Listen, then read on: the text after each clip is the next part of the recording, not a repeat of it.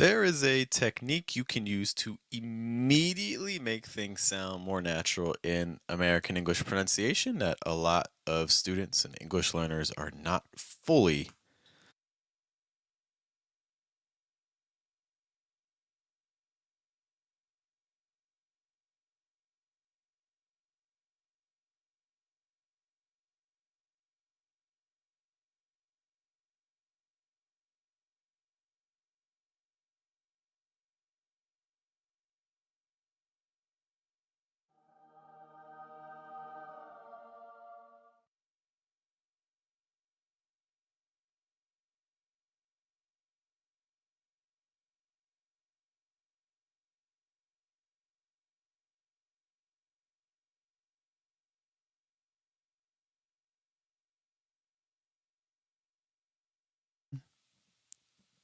Check, check, one, two. We're going to try this again. Check, check, check, one, two. There we go. I think we're back. Thank you to Mila. All right, let's try this again. All right, there is one pronunciation technique that you can use to immediately make anything sound more natural in American English pronunciation. And today we are going to show you what that strategy is. Good morning, good evening, good afternoon, guys. Welcome to your daily American English pronunciation show. Wake up. American. We are here Monday through Friday, typically around 8 a.m. New York, to make sure that you can get in your 5 or your 10 minutes of pronunciation practice in for today. And to guide you in this process, there is me. Hello, my name is Jeff. It rhymes with breath. That's one of the four keys, by the way, to a natural sound in American English, include placement, pitch, breath, and trying to weaken your consonant sounds and strengthen those vowel sounds of yours. And today we're going to be really tapping into pitch, which is again one of those four, because the reality is a lot of students are not fully using the range of pitches that they could. Hello to Emmanuel. Thanks for stopping by. So we're going to be trying to work on that to make sure that we are using enough pitches because we need them for a couple things. We need higher pitches for stressed words because when you stress a syllable in American English, what do? You raise the pitch a little higher. Okay, it's like this.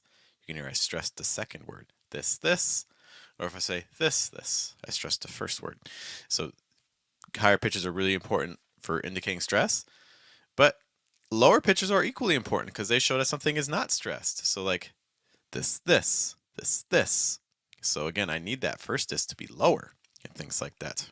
I want to thank Ram for the kind words here, saying the videos are really, really helpful. I greatly appreciate you saying that. Okay. And by the way, guys, in case you haven't seen it, we're starting a new series. I don't know how often it's going to be, but if you go to youtube.com/@fluentamericanshadowing, we're talking about how to pronounce different collocations and short expressions in English. Okay, so everything I talk about today is actually going to be very relevant for those videos and for shadowing as well. So I do encourage you to check out the other channel. Hello, also to Z. Zameta's back. Great to see you, Miss. Okay. So we need high pitches, we need low pitches. If you're not sure how to get there, one thing you can do is you could try stepping. So for instance, like if we go up 5, let's use the word this, like this. So we just went higher in pitch. We can go lower in pitch. This, right? So we just alternated pitches there.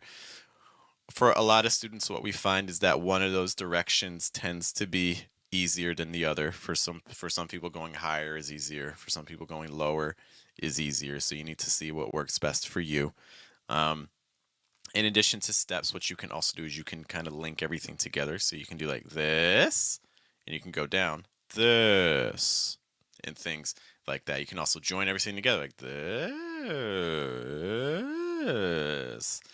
I know it feels weird, but those sorts of exercises are really helpful for expanding your pitch range. A lot of us could really improve faster if we just practice those things for a couple minutes every day. Just being honest. So what does this all have to do with our technique to sound more American? Well, I'm going to show you some little phrases here. Okay, these are what I call like 3-word groups. There's 3 words that kind of work together in a unit. They're all over English. And the typical pattern for this is you're a little high on the first word, you go down in pitch on the next word, and then you go higher on the last word. The reason this happens, that last word is stressed. So when I say not that great, great is stressed. Okay, so A lot of students are pretty good at stressing words. They tend to go, they're getting the high pitches. The part that we're struggling at is trying to incorporate the lower pitches. And so the technique we're going to be focusing on today is that what we very often find in American English pronunciation is that right before a stressed syllable, so for instance, in this first example, that would be the word great. Great is our stress. What we're going to do right before a stress is we need to make sure that we go down enough in pitch. I don't want to say not that great, not that great. That's a little too flat. Not that, not that, not that. Not a whole lot of pitch contrast there. So how can I adjust that? Well, what I'm going to do is I'm going to take that and I'm going to go even lower. So I'm saying not that, I'm going to say not that, not that. Do you hear that difference? Not that, not that, not that, not that. We want the second one. We want where that is lower. What that's going to do is going to create even more contrast for when we say great. It's like not that great, not that great. So basically the pattern is like da da da da da da da da da da da da da da. Okay, not that great, not that great, not that great. Da da da da da da da da. So just a quick note on there. That's the thing that we're going to be focusing on. How about our next one?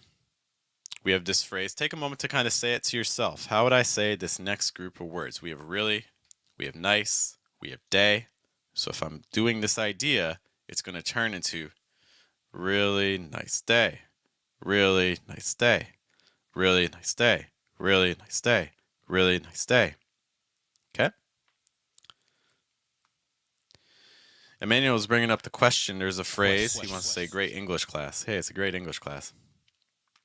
This is a little bit different than what we're talking about. This is not a three-word group because there's a compound noun. So in this situation, as Emmanuel notes, you want to stress English. So what's going to happen in this situation, if you have the phrase great English class, you need to make sure that great goes low enough. So like you could say like it's a great English class. It's a great English class. It's a horrible English class. Whatever the situation may be, make sure that whatever comes before English gets lower in pitch on that. Okay, so again, we have not that great. Really nice day. See how weak and low in pitch the nice is. Really nice day. That's not cool. That's not cool. See what's happening with not. That's not cool. That's not cool. I do just want to give a quick shout out. So if you're enjoying this sort of practice and you're finding it helpful, one thing I'm going to be doing today is I'm going to be meeting twice a day with our group called Mission English. This is our schedule, by the way. We meet twice a day for 30 minutes. And during that 30 minutes, people are on screen with me, and we go through exercises like this, longer sentences, shorter phrases, and things like that. So if you're interested in trying to practice pronunciation with me, you're finding these streams helpful, but you're like, I'm not actually in it. Jeff can't hear me. That's a problem, right?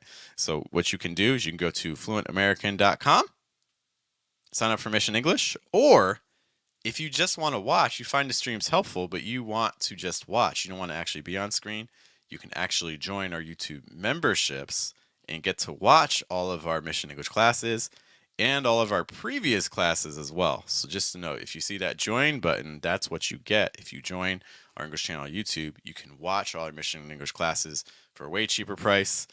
You can also talk with us in the chat during classes as well. So that's what that join button underneath this video is for. If you're watching on YouTube. Let's kind of wrap up some of these phrases and things like that. Milad's asking the question. Milad is asking, what's the stress in blind spot? Blind spot is a compound noun. Blind spot, you're going to stress blind. Like the car is in my blind spot. And Renard's just saying the nice things. Oh, thank you. I appreciate the kind words saying thanks, teacher. Thank you for watching. I appreciate it. All right, so we had not that great, really nice day, that's not cool. Our last phrase here, how'd you know? How'd you know? See how weak the U is? In fact, we can reduce the U to ya. It's like how'd you very often becomes like how'd you, or very often becomes how'd ya. It's like how'd you know? How'd you know? How'd you know? See how weak the ya is? This is part of the reason why, like, when you're listening to movies and things like that, or you're watching shows, or you're hearing people talk, you're like, man, I can't understand what they're saying. It's because they're doing stuff like this, you know, where those middle words are so weak and they're so fast and they're so low, and the vowels changing to like schwa sounds and things like that. You know, let's just say all these one more time. We'll say each of them twice. Not that great. Not that great. Really nice day. Really nice day. That's not cool. That's not cool. How'd you know? How'd you know? All right, practice those pitches. Let me know how they go, guys. All right, it's Friday. It's Friday. Hope you guys are celebrating. Enjoy your weekend. We'll be back on Monday with more Wake Up American. Thank you for your time, guys. Look, there's a million American English pronunciation resources out there, so the fact that you turn to us for a little bit of guidance is greatly, greatly appreciated. I can't say that enough. Once more, my name is Jeff. It rhymes with breath. That's one of the 4 keys to a natural sound in American English, including placement, pitch, breath, weakening, consonant sounds. I will see you all later. Have a good day. Have a good night. Have a good afternoon. We'll see you on the next episode of Wake Up America.